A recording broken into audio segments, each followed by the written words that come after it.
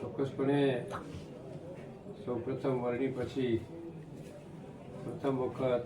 કચ્છ કમલમની મુલાકાત લેવાનો કાર્યકર્તાને મળવાના પ્રસંગે સૌપ્રથમ તો હું દેશના પ્રધાનમંત્રી આદરણીય મોદી સાહેબ, રાજ્યના મુખ્યમંત્રી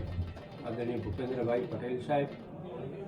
ભારતીય જનતા પાર્ટીનું રાષ્ટ્રીય અને પ્રાદેશિક નેતૃત્વની સાથે સાથે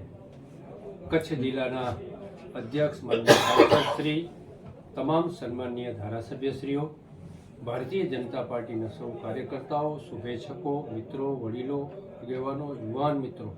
તમામ વર્ગ સમૂહના લોકોનો આપના માધ્યમથી હૃદયપૂર્વકનો આભાર વ્યક્ત કરું છું અને વિક્રમ સંવત 2082નું વર્ષ આપણા સૌને માટે ફળદાયી, લાભદાયી અને સાર્વત્રિક રીતે પ્રગતિ લાવનારું નીવડે એવી આપના માધ્યમથી હું પ્રાર્થના કરું છું અને આવતા દિવસોમાં સૌ સાથે મળીને કચ્છ અને ગુજરાતના વિકાસની દિશામાં સૌ પ્રયત્ન કરીએ એવી પણ પ્રભુ પાસે પ્રાર્થના કરું છું. શિક્ષણ માટે હું હજી તો કામ શરૂ કરવાનું છે. હું ચાર્જ લઈશ લગભગ આવતા લાભ પાંચમ પછી, એટલે ત્યારે જઈને જોઈશ કે શું મારે કરવાનું છે, મારી ફરજમાં શું આવે છે, જવાબદારી શું છે અને એ દિશામાં ચોક્કસપણે ચોક્કસપણે એટલા માટે જ બધાને સાથે રાખીને ચર્ચા વિચારણા કરીને આગળ વધવાનું છે. કચ્છની જનતાનો હૃદયપૂર્વકનો આભાર માનું છું એટલા માટે કે કચ્છની જનતાએ હંમેશા આદરણીય મોદી સાહેબ પ્રત્યે ખૂબ પ્રેમ દર્શાવ્યો છે, ખૂબ લાગણી, અને એવી જ લાગણીનો પ્રતિભાવ પણ હંમેશા મોદી સાહેબે કચ્છને આપવામાં જ્યારે રાખ્યું હોય ત્યારે સહજપણે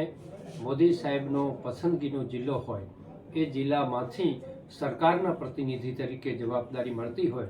તો ચોક્કસપણે આનંદ પણ થાય અને ગૌરવ થાય. કાર્યકર્તા માટે પણ સાથે રહી, સૌને સાથે લઈને કચ્છના સર્વાંગી વિકાસની દિશામાં વધુ પ્રયત્ન આવતા દિવસોમાં કરશું. ભારતીય જનતા પાર્ટી કાર્યાલય ભુજ મધ્યે, કમલમ મધ્યે તાજેતરમાં જ અમારા અંજાર વિસ્તારના લોકપ્રિય ધારાસભ્ય સન્માનિત ત્રિકમભાઈને રાજ્યના મંત્રીમંડળમાં સમાવેશ કર્યો છે અને પહેલી વખત જ્યારે કચ્છ કમલમમાં પધાર્યા છે ત્યારે સમગ્ર જિલ્લામાંથી કાર્યકર્તા સમૂહ અત્યારે મળવા માટે, મુસન્માન કરવા માટે સૌ કાર્યકર્તાઓ અત્રે આવ્યા છે. આવતા સમયમાં જે પ્રકારે કચ્છ માટે એક સરસ મજાનું રાજ્ય સરકારે નિર્ણય કર્યો, કચ્છના એક મંત્રી, કચ્છી મંત્રી તરીકે જ્યારે ત્રિકમભાઈની નિમણૂક કરી છે ત્યારે સહજ આપણે બધાને આખા જિલ્લા, સમગ્ર જિલ્લામાં આનંદ છે અને આવતું વર્ષ આપ સૌ આપના માધ્યમથી હું જાણવા માગું છું કે આપણા માધ્યમથી આખા જિલ્લામાં એ નવા વર્ષની ઉત્તમ શુભેચ્છાઓ પાઠવું છું.